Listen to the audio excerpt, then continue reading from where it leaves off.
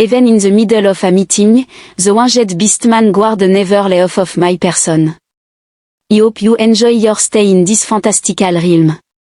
Puis your current location in the comment section, and if you enjoy the article, please subscribe. With his usual elegance, André Veland disembarked from the shuttle. The landing platform of the Beastwoman embassy is made of polished black stone, and his feet lightly click against it. Sunlight reflected off the thin air and glistened on the enormous glass dome above him.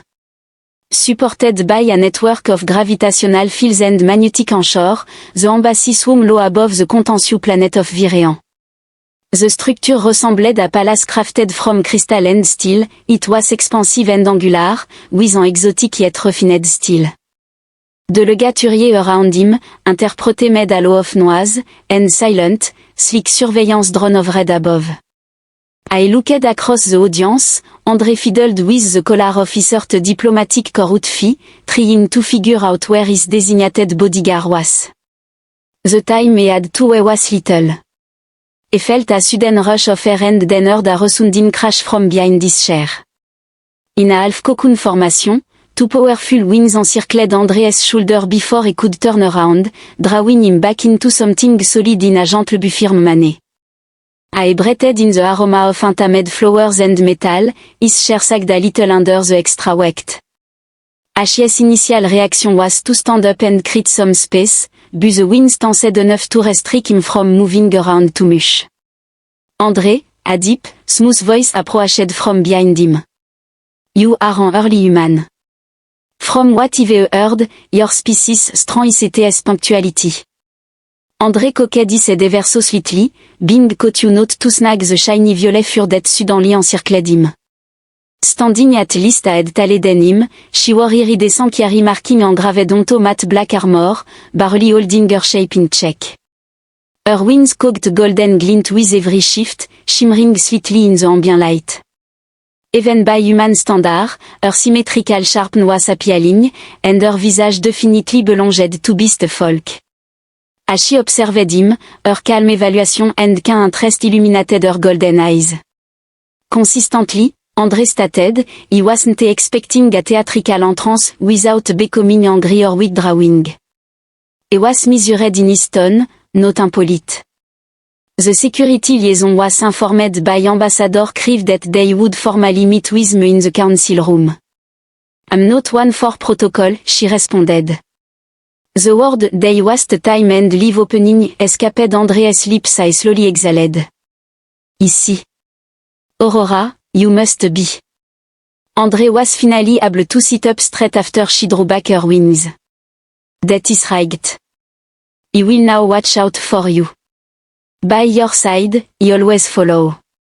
He will take a hand off of anyone who reach out to you. He glanced over at her side. He will wait outside if he feels the need to use the restroom. Quite the opposite, actually. Refraining from smirking, André persisted.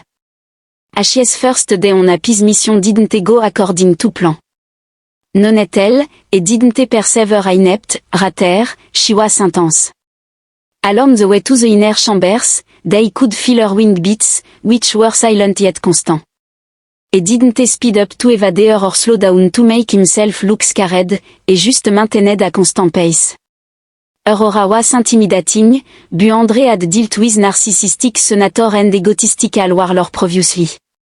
Aurora got her up update a couple of unexpected landing would frighten him, but she was wrong. A work of transparent engineering, the council chamber was. It was as if the whole room were floating in midair. As if you were standing inside a soap bubble, the floor, walls, and ceiling are all constructed of reinforced transparent crystal. Rivers that looked like veins of molten silver and illuminated communities spread out forever beneath the surface of Virean. While André made his entrance, the legate from all factions sat shadily around a central curved platform, whispering amongst themselves.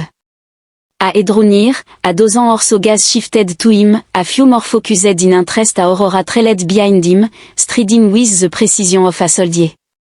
He took his place at the table after a court tube to the room. As soon as he found a comfortable position, a sudden gust of wind signaled Aurora's return, and this time she landed much more forcefully than before. Sitting on the slightly elevated guard rail behind him, her wings spread out like a shield as she sat on his chair, her arms comfortably resting on her knees. It seemed like someone across the table could. Excuse-me, enforced Aurora, said a delegate from the Lortasian race with red skull. For this proceeding, your position is odd. My only concern is protecting my charge from any potential harm, be it a poison, telepathic attack, or missile. Aurora responded without flinching. The bridge of Andre's nose was punched. He understand the need to be vigilant, but maybe some breathing room would be helpful. Quietly, she moved, took not very far. While her wings slightly retracted, they remained half wrapped behind this chair-like drape, providing him with elbow room. Even Andre could feel a heavy star on his neck, and opted to ignore it and pay attention to the conversation. It was to be anticipated that the peace negotiation would start slowly, awkwardly, with etiquette and all grudge abounding. The Carrie were adamant about claiming sovereignty over the high atmospheric zone that was rare sky crystal utilized in the energy system of both Earth and Carrie civilization, while Earth's official sought trade normalization. André diffused escalating tension between two delegates by skillfully interjecting. In his familiar role a diplomatic translator and bridge builder, he drew on similarity from Carrie and human history. Almost a silent affirmation, he felt the wing of Aurora tap his shoulder on sa spoke. His voice gained assurance and continued forward without turning around. Not only did she notice, but so did Otter. Even with that enormous Kerari virtually resting on top of him, he appeared remarkably composed, according to a few delegates who started chatting about it. André got up and went to get a drink of water as soon as the first round of negotiation ended. Naturally, Aurora trailed behind. He replied in a low, collected voice that landing behind me was unnecessary. Distraction abound. Curieux, she inquired. To all individual, myself included. She arched an eyebrow. It is the way we safeguard individual entrusted to our care. Clear meaning is conveyed by wings. I am here to protect you, and everyone should know it. Even to know you're trying to help, he needs space to get things done. Could you tone it down a bit? She might have been grinning, but her lips quivered anyway. It will be considered. André returned to his makeshift rooms that night and, peering through the glass ceiling, stared at the star. Despite his lack of fear, she added an extra layer of difficulty.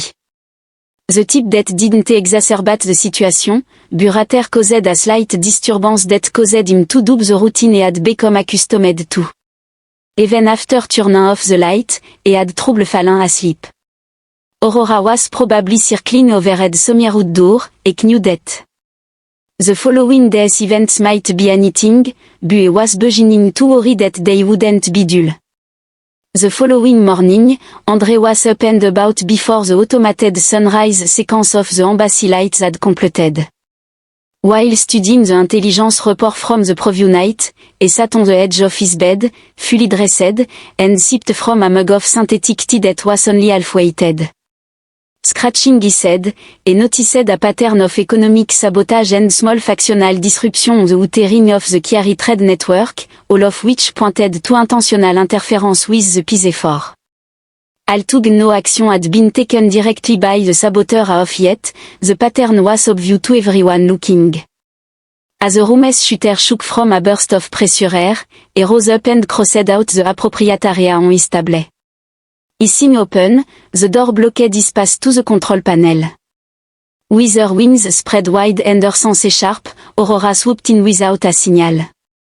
Her armor appeared to be lighter than the one she wore yesterday, a more pliable version with skull covering her rib cage and joint, and she was already clad in it. Finally meeting his eyes, she glanced about, nodded sharply to check the room's security, and then stared at him. "You're up bright and early," she remarked as she strode in and shut the door behind her with her clawed hand. I prefer to begin the day with update, André responded non sarcastically.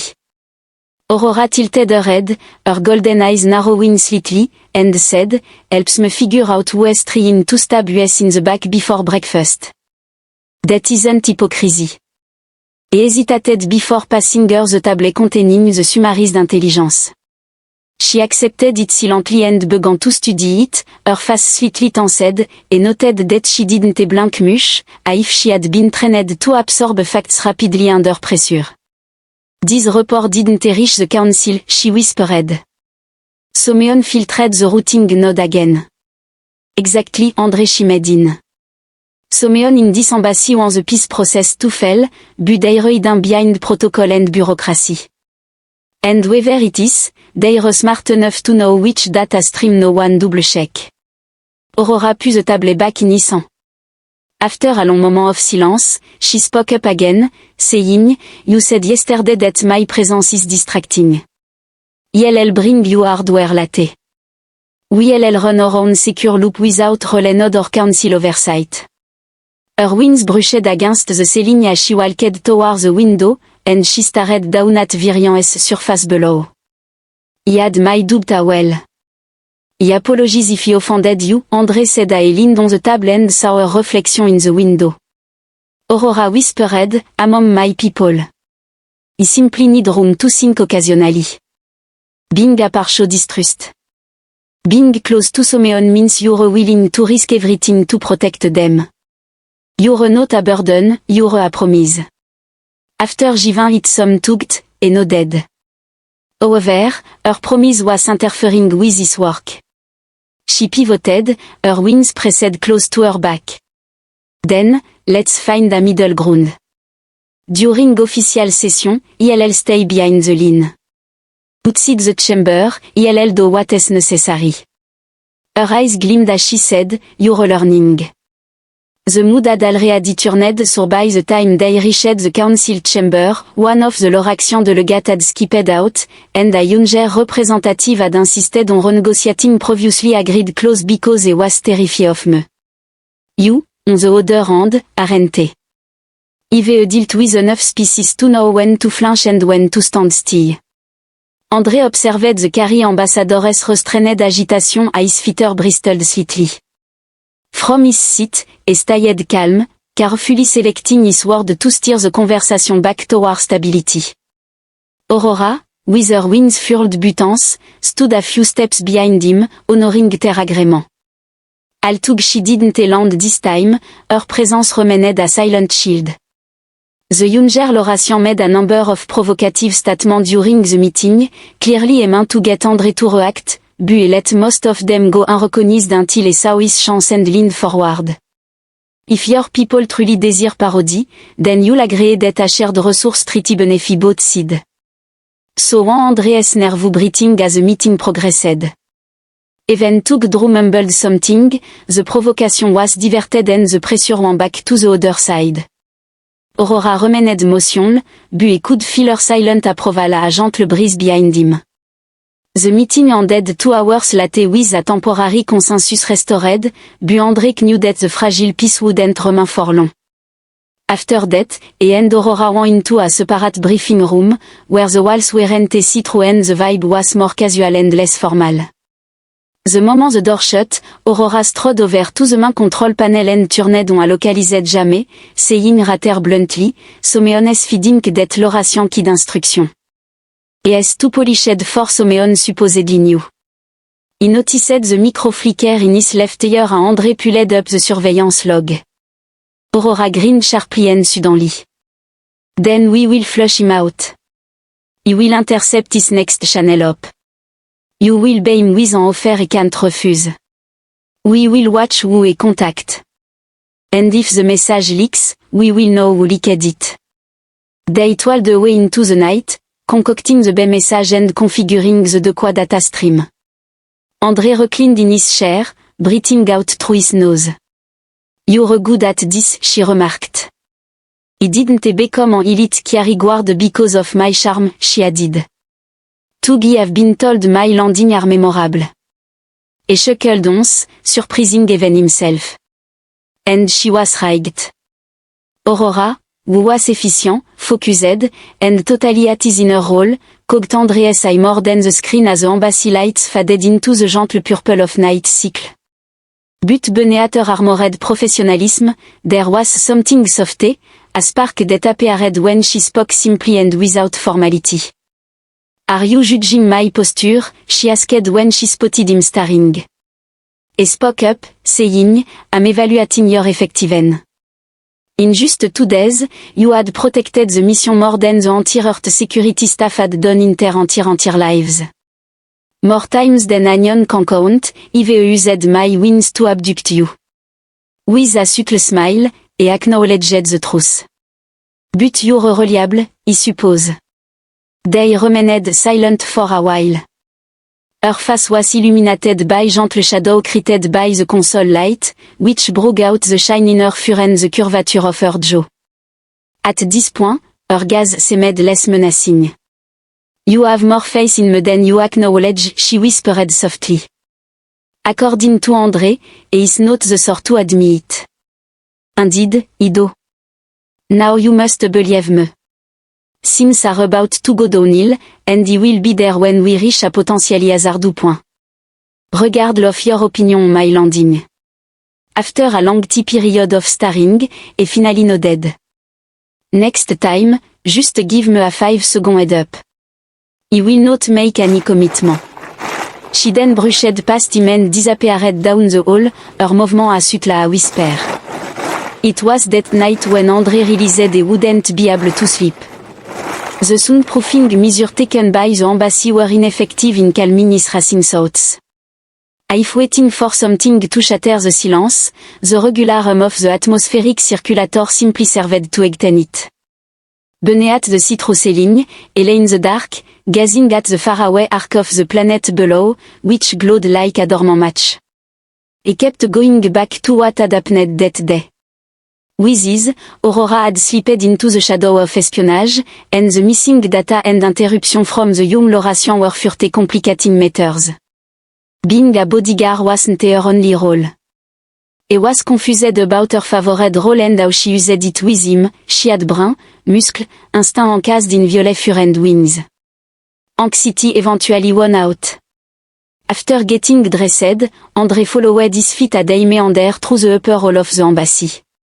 The vast windows let in the dim starlight from the surrounding space, and the hall were silent, lighted only by gentle blue strip along the floor. I rounded the bend, and was surprised to see her standing alone on the open observation deck, as he had anticipated seeing no one. Despite his advance, she remained motionless. With her arms resting on the rail and her golden eyes fixed on the star, she had her wings folded tightly. Murmure, I thought he was the only one awake, he said. She responded, you're not, and then she turned away. André kept his distance from her and walked side by side with her. There was no better place on earth to see the star than from this vantage point. Every star seemed to be breathing. Prone to insomnia. Your thoughts are too busy, she remarked. You seem to be carrying that burden more openly than the average person. It took a moment to respond. Her tone was one of observation, the voix of Annie of sarcasm or challenge. Like you've been keeping tabs on me or something. I will watch over you, she declared. Being a watcher is my duty. You've been up to more than that. Sincere and unintentional, he said the truth. It appeared like you've been observing me closely. No, she admitted it. The first step in protecting or harming someone is to understand them. He understood the connotation. Perché on the railing, André beheld the languid orbit of a faraway moon. Where I am in relation to the other? The winds of Aurora changed. Approaching nearer. He didn't anticipate how challenging you would be. Around us, most people either squirm or duck their head. You believe that you don't. Even when you're not shy, you calculate. Maybe I'm just good at hiding it. Perhaps, she finally turned to face him and said. They shared a moment of quiet that was heavy with unspoken meaning. Upon meeting his gaze, she remained fixed. From a close distance, André could make out a subtle, vibrant shimmer, like electrified silk, gliding along the underside of her feet. Et couldn't place the change, et couldn't tell when she'd gone from being a soldier to something else entirely. There was something in the air between them, but he was hesitant to label it just yet. He spoke slowly, asking if he remembered well. You mentioned having a human life partner in the past. Prior to the conflict. For the first time, Aurora appeared almost timid, her eyes dipped ever so slightly. Indubitably, a field commandé. Jar was his name. In the waning days of the Caritan battle, he rescued me. Rescued me from a blazing disaster. Overly courageous and careful, he was a real character. He failed miserably. No, she stated plainly. I helped him, he passed away on the extraction shuttle, bleeding to death. Prior to his departure, he advised me to log more. Nothing was mentioned by André. Recognizing that there was no correct way to respond, he allowed himself to be silent. Her voice was quiet and steady as Aurora glanced up once more. He refused to take on any further protection mission after him. Recruit training and the pursuit of rebel cells kept me in the military. They claimed he needed to have an understanding of people and have previously decided to trust one, so he accepted the position. And now you're stuck with me, André replied with a of sardonic humor. She hardly cracked a smile. You're not the worst choice, a low volume alarm sounded on Andre's wristwatch. He looked it over and scowled. Still more data spikes. 10 minutes ago, Someone gained access to the communication relay. Secure lip signal from the outside. Aurora's wings fluttered open a little. Follow me. He didn't think twice about following her. Swiftly navigating the embassy's central corridor, they sidestepped the manhole and slithered into auxiliary hallway and maintenance shaft. Aurora remained by his side at all times, moving stealthily and efficiently. Above the east wing signal relay, they came to a stop close to a vented terminal. Aurora showed the access record by tapping into the overhead panel. Among the lower tier assist, she said, a message was retrieved off read. It alerted a relay station close to Earth's surface. The coordinates were read by André, who scowled. Someone left that station. Seemed like it's not. Closing the panel, she shifted her attention to him. It is outside of the embassy's jurisdiction, yet we must investigate it. We must file a mission plan in accordance with council practice. This will alert whoever is keeping tabs on US. André H.S. completed. Her brow furrowed. A less formal proceeding follows. He will arrange for a cover conveyance. Here we have the bad data. He was sincere. Is this really the best course of action? If you ask me a question, he will always answer. Aurora pleaded with him, saying, don't stop trusting that now. He nodded in comprehension. Sure, I'm game. For a little while, they went back to their rooms. André remained at the window once again as Aurora got everything ready in the room across. I allowed the gravity of her story to sink in, and gazed at the arc of the horizon. Jarek, the one she had trusted and lost a protector. Now this mission, on the brink of political interference and act of sabotage. Upon her return, she had a more refined armor design, matte and silent, and a heat-dampening mesh covering her wings. A small communicator was thrown to him by her. If we separated, hold the signal until he find you. He assumed that as a promise, not a suggestion. It's both, she responded with a stern tone. They slipped out of the embassy during the fake sunset. Even to André made an effort to concentrate on the task at hand, the peril, the consequence his mind kept returning to the way she had stared at him on the deck. The intimacy, the sensitivity of her voice, and the burden of someone who is prepared to bear more than simply his guardianship. Something had changed, he took to himself a day quietly boarded the stealth skimmer and soared into the night. In both of them, not only her dependency was not his norm. Yet Aurora was unique, and they saw in his good that their goal and the delicate, unspoken bond they were developing would be put to the test by whatever they discovered on that deserted station. In the pilot's seat, he caught a glimpse of her golden eyes studying the night sky ahead, her wings spread out as if she were carrying the entire sky on her back. Not only was he ready for whatever was ahead, but he was also eager to confront it with her at first since his arrival at the embassy. With ETS shrouded in a light warping field that shimmered like ripple in a pond, the skimmer silently sliced through the atmosphere. While fastened to his seatbelt and trying to concentrate, Andre's eyes wandered to the scenery below. We could see the deserted relay station. A slender, rusting edifice suspended over a rocky plateau, partially obscured by the foliage that encircled it. Over time, the metal surface was eroded due to exposure and lack of maintenance. However, ETS persistus was revealed by the sliver of light from operational relay beacon. When Andre saw the arrangement, his jaw tightened. The reactivation of a blacklisted communication system, concealed within a relic, had been accomplished by an incident. Now it was more than just act of sabotage. Coordinated espionage was what this was. Aurora remained silent as she maneuvered the skimmer into a OV position 100 meters away, guiding it along a concealed descending route that ran along a ridge covered in trees. With unwavering concentration, her moved with a mechanical precision. Even though Andre had become accustomed to her company in recent days, observing her in mission mode was a whole new ballgame. Ashi's memory was jogged that she was more than a mere honorary guard. When it was necessary, she acted like a predator. At this particular moment, her entire body exuded an air of preparedness.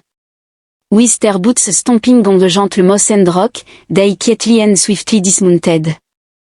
Thick with static and faraway extraterrestrial bug, the air buzzed with life. In order to catch the person or people responsible for the embassy data theft, Andre used a data spike equipped with a base script, which was an inflated treaty draft.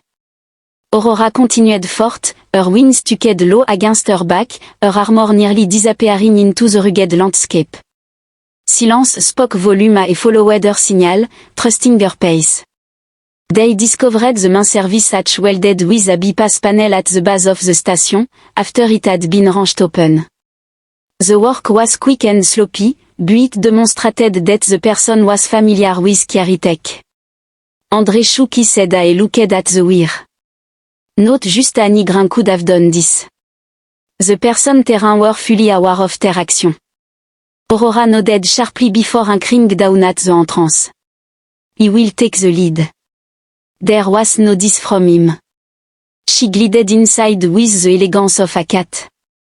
Shortly after, he could barely make out her voice over his earpiece. Very clear. A singular hit source. Moving in, station core level. Along came Andre. He was affected immediately by the musty air.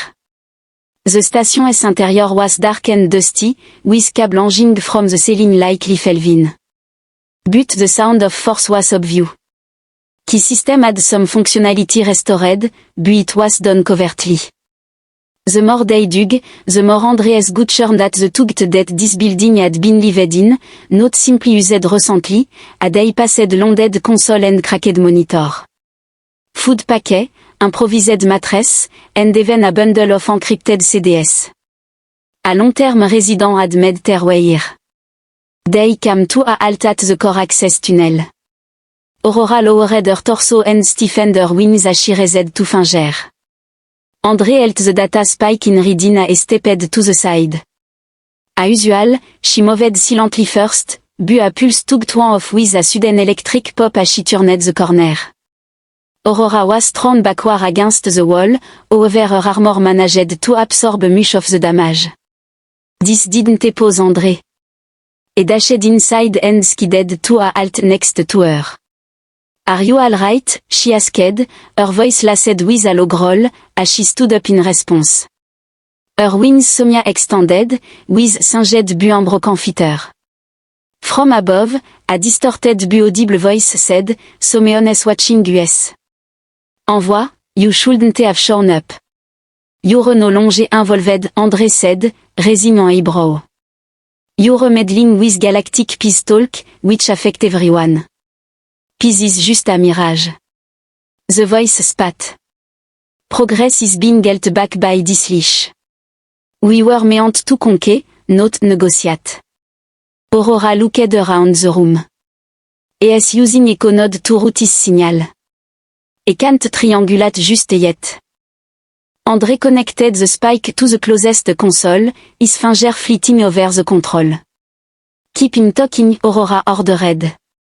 Aurora's voice was sharp and challenging, and she yelled out, Cowardice doesn't suit your philosophy.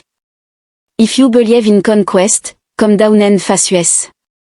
There was a pause, and then bitter laughter. You think you're still a warrior, Kerari? You've turned yourself into a bodyguard for a human bureaucrat. A hidden panel slid open across the room, unveiling a concealed stairwell. André understood instantly that she was meeting his eyes and that this wasn't about pride, but about buying time. He isolated a signal loop and slammed a command into the core processor. Got you. Et continued. They moved silently forward, with André at the back keeping an eye out for Tra and Aurora at the head, close poised. The stairwell descended into a cramped chamber, illuminated only by the faint green light from a central command terminal. A figure stood there, face concealed by armor. He removed the mask and said, he had hoped to stay hidden longer. André's eyes narrowed in confusion. Major Terran Intelligence. I know your face. The man smiled grimly and continued, yes, and I know your, Velan. You and your fantasy of peaceful coexistence. Aurora began to advance, but he held up a small device and threatened to destroy the data uplink if she won any furte. André remained calm and collected. We need to hide in ruin if they believe their cause is rigged too? The man looked and looked at Aurora. These aliens think compromise is strong, but it's actually weakness. Beast woman, you're the worst of them. You sacrificed your clothes for diplomacy, Aurora said in a deadly, low voice. He never gave them up. With a single motion, her wings propelled her forward. The man had pressed the button, but she had already slammed into him, disarming the detonator with her claws in midair. The force of the collision sent them tumbling against the wall. André swiftly charged forward, securing the terminal, stopping the countdown and preserving the data. André turned to see Aurora pinning the agent to the ground with one claw at his throat. Her eyes were burning gold, but she refrained from striking. Not worth killing, she whispered. Let him ruin a cell. Aurora nodded and activated a beacon, signaling that the embassy was retrieving a package from their position. One hostile was being transported. As the buzz of the beacon resounded through the air, Aurora rose to her feet and faced him, her posture unwavering despite the charred fitter and fractured armor at the shoulder. Are you okay? She asked. Are you asking me? He inquired, to which she nodded in response.